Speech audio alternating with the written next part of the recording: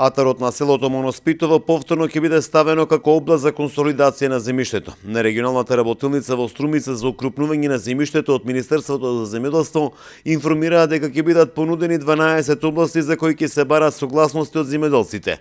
Инаку консолидацијата носи бенефити за фармерите кои ќе ги намалат своите производствени трошоци. Во првата фаза беа избрана и 12 региони, тоа се 4 во Битолскиот регион, 4 во Кочанскиот и 1 во Ресен.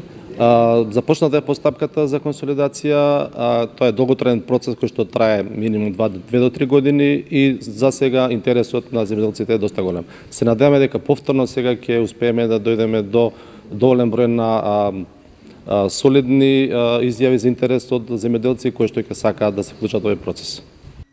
Постапките за консолидација на земјоделското земјиште во согласност со Националната стратегија за консолидација на земјиштето до 2020-та и Законот за консолидација на земјиште, како и за тековните активности во рамките на проектот Мајнланд.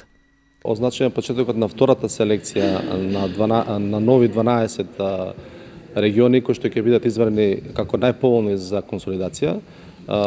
Првата беше направена пред година дена, сега се надеваме дека повторно ќе имаме голем интерес од земјоделците кои што ќе се вклучат во овој процес на окрупнување на земјско земјиште, кое е навистина во нивни интерес со цел земјско производство да биде порентабилно и производствените трошоци да бидат што помали. Собствениците на земјоделското земјиште се информираат како да аплицираат на јавниот повик за изразување интерес за проекти за консолидација на земјоделското земјиште во текот на март и април оваа година.